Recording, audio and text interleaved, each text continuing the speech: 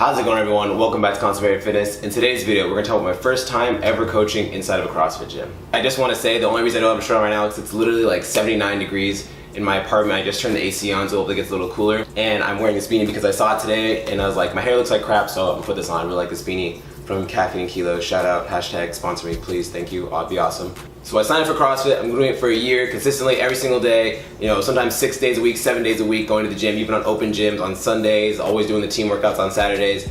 And I was just falling in love. I was always trying to learn more, practice all these different exercises, learn muscle ups, learn handstand push-ups, handstand walks, how to get better at snatch, because my snatch was absolutely atrocious. Still is, so I'm still working on that. But after being into it for about a year, I was still obsessed. I still wanted to learn more and do more. And even though I didn't really have any aspirations of becoming a coach, I decided to sign up and take my level 1 course. So for those of you that don't know, the level 1 is a 2-day weekend course where your coaches go to learn the fundamental movements, they learn the basics to help them get started with their coaching. For anyone that's brand new to CrossFit, it's definitely a lot of information and definitely learn a good amount of stuff, but it is not the end all be all. Just because you have your level 1 does not mean that you know a good amount of stuff. There's so much more to learn. There's so many more certs by CrossFit, by other fitness organizations, and just more learning on your own, reading, listening to audiobooks, listening to podcasts. So just because if a coach is level 1 doesn't mean that they're necessarily a bad coach, but they definitely could learn a lot more if that's all that they have. Also, with that being said, just because they have level 1 doesn't mean that they don't have a really big knowledge base. Like for example, my good buddy Roderick, shout out to his Instagram right here, he only has his level 1, he's about to get his level 2 actually, because his level 1 is going to expire. He has level 1 for 5 years, but he has a bachelor's degree in kinesiology, so he knows a good amount of stuff. He's been doing CrossFit for 4 or 5 years now, so he knows more than that. If he's at level 1 for 5 years, he's probably been doing CrossFit for about 5 or 6 years. I'll have to ask him and find out. But just because you have your level 1 does not mean that you're very smart, it doesn't mean that you're very dumb, it means that you have a very good fundamental base. Anyways, back on topic. So I signed up for this 2-day weekend level 1 course. I love it, I learn a lot, I meet a lot of people there, and then that next weekend I'm hanging out at our gym's open gym on a Sunday, kind of just messing around with my snatch. Yeah, my snatch is horrible, so I'm trying to work on that. And then the gym owner walks by, and we're kind of talking. I was like, hey man, I took my level 1 certification. Not thinking anything of it, just like, hey, I thought it'd be a cool thing to tell him, let him know. He's like, oh really, that's awesome man, it's good to hear. And then he asked, would you like to start interning? And in my head I was like, I honestly had no aspiration of coaching. That wasn't in my head thinking, hey, I want to become a coach. It's kind of like, I just want to take my level 1 and see how it goes. So when he said that, I was like, yeah, why not? It sounds like pretty fun. Sounds like a good time. So he talks to me a little more about how the process goes, how the gyms run, what classes he would like me to kind of shadow and watch a lot of coaches do.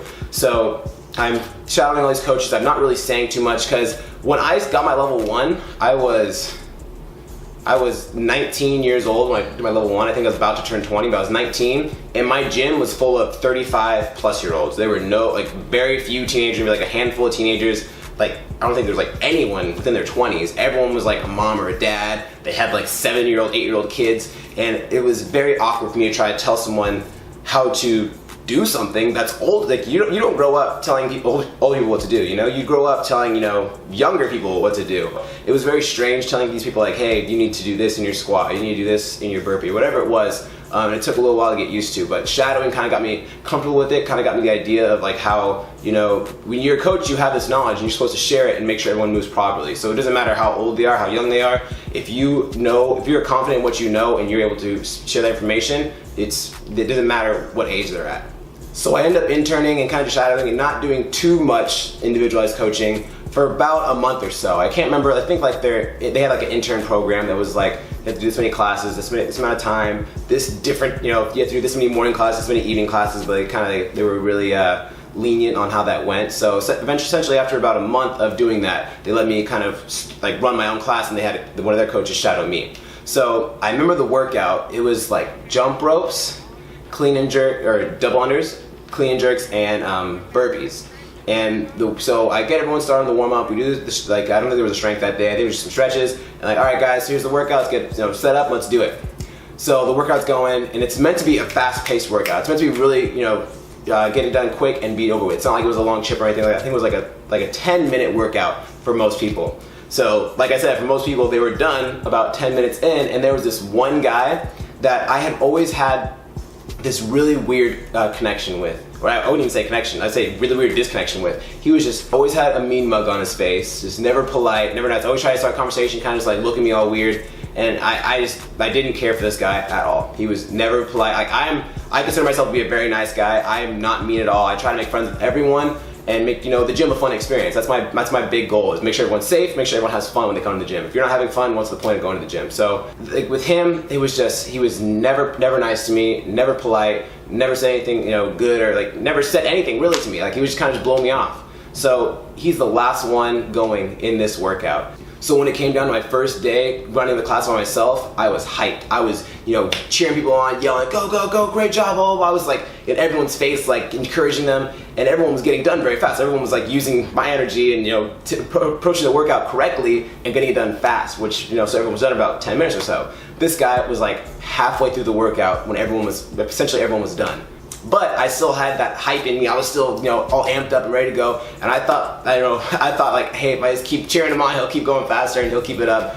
So he's like dying, laying on the floor, like mid-burpee. He's just like laying on the floor, head on the floor, like trying to take a nap. I don't know what he was doing. But I'm like, come on, man, you can do it. Get up, get up, take a big breath, and then get back to the bar, blah, blah, blah. And then he goes and he freaks out and yells, like at the top of his lungs. He says, I can't remember exactly what he said. He was like, I think he yelled like, shut up, and he like got in my face and he was just like, I'm going my own pace, blah, blah, blah, and like literally went like on a 30-second tangent, like right in front of my face about like, whatever. He was just not having it. He was pissed. I thought he was gonna swing at me. He looked so mad and like red in the face, not from the workout, but from just being pissed off at me. So after that, like, I was like, all right, man. So essentially I walked away from him, let him finish the workout. I was talking to everyone else about like, hey, how was the workout? How did it go? Blah, blah, blah. Starting small talk, and he like eventually got done, put his stuff away, and just left right out the gym. Like he was not happy at all. So ever since then, I still try to be the bigger man and make friends with him and say, hey man, how's it going? And still like have that good amount of distance between him and during the workouts. Still cheer him on, but still give him his space. And he never got any better. I remember like 6 months later, I coached that gym for about a year. 6 months later, we're doing a workout that was like a huge long distance. I think it was like a mile run. Come in, do 200 double unders, a mile run. That was the workout. So everyone comes in for the mile run about the same time, a little staggered, and they're doing their jump ropes. He was determined to do double unders. He hadn't been to the gym. He was very consistent going to the gym, first off. Go to the gym like maybe, every couple of weeks, or no, not every couple of weeks, every couple of days out of the week, and then maybe sometimes skip a few weeks. He was just very inconsistent, and he didn't have double unders to begin with, so when he tried to do 200 double unders in a workout, it wasn't going well. So everyone kind of comes in, they're doing the double unders. If people don't have double unders, they know, hey, I'm gonna do my 400 single unders, whatever the scale was for that day. So everyone's finishing their jump rope, they're going back on that second run. Everyone's starting to trickle out, and he's the only one in here, like only 30 double unders in of the 200, and just like tripping every other one. He's just wasting, he's just getting flustered, losing his mind, and like I was telling him, hey, try this, try that. Like I was giving him all these different tips, and he was starting to work, but he's still like tripping after like 5th rep. And then eventually he goes. It was a big gym, a big like huge open warehouse gym. He goes, grabs the jump rope, throws it across the gym, like hits the top, like one of the lights up top, comes down, and I'm like, after that, I gave him his space. I kind of walked outside and waited for people to come back for the mile to cheer him on.